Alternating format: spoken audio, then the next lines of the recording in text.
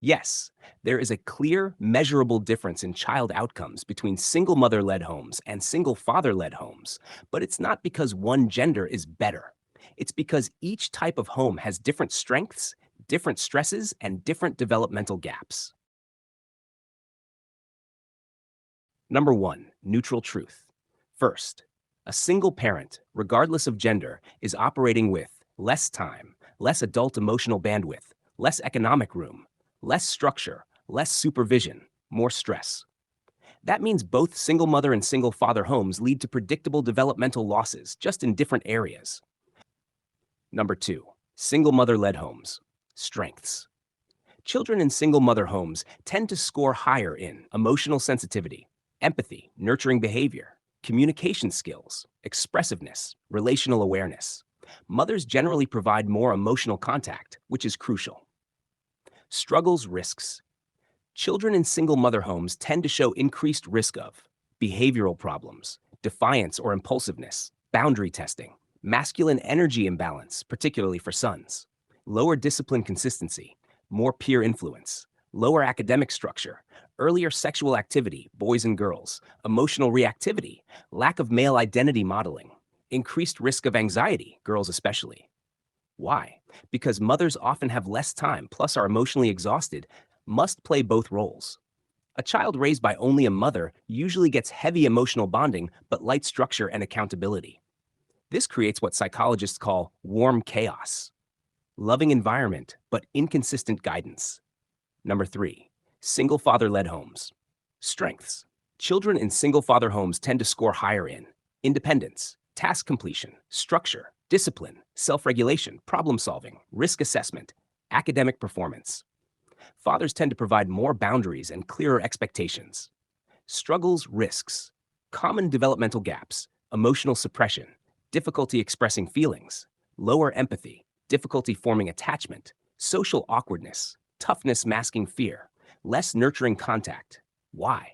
Fathers often keep the household running and structured, but emotional teaching is lighter or inconsistent. This creates what psychologists call cold order, stable environment, but low emotional literacy. Number four, gender of the child changes the outcomes too. Sons in single mother homes, higher risk of anger issues, lower impulse control, more school trouble, higher risk of seeking masculinity. From peer source streets, higher risk of depression that looks like aggression. Daughters in single mother homes, higher risk of low self esteem, higher risk of choosing poor partners, father hunger, identity instability. Sons in single father homes, more disciplined, more mature earlier, struggle with emotional expression, higher functional adulthood, but lower emotional literacy. Daughters in single father homes, more self confidence, more risk awareness, higher independence, but risk of emotional disconnection or seeking validation from men. Number five, the core difference summarized. Here is the difference in one line. Single mother homes produce emotionally rich but behaviorally unstable children. Single father homes produce behaviorally stable but emotionally underdeveloped children. Both are missing something the other provides. Number six, which produces the best outcomes? When comparing the two, single father homes generally produce better adult outcomes in areas like discipline, career success, independence, academic stability, avoiding risky behavior. Single mother homes produce better outcomes in empathy, emotional intelligence, social connection, communication, but neither produces the balanced development that two parent homes, ideally cooperative, not chaotic, can provide. Number seven, cultural factor, melanin rich communities. In our specific cultural context, the absence of a father leads to weaker masculine modeling, weaker protection dynamics, weaker household authority, more influence from outside forces, identity gaps, adultification of boys, hyper independence in girls. While the absence of a mother leads to emotional starvation, inability to build bond based relationships, difficulty nurturing, difficulty expressing needs, internal hardness. Both are injurious in different ways.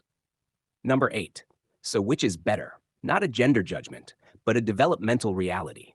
Single fathers tend to produce functional adults. Single mothers tend to produce emotionally expressive adults. Neither produces a balanced adult alone. Balance requires emotional nourishment, typically mother energy, structural discipline, typically father energy, time, stability.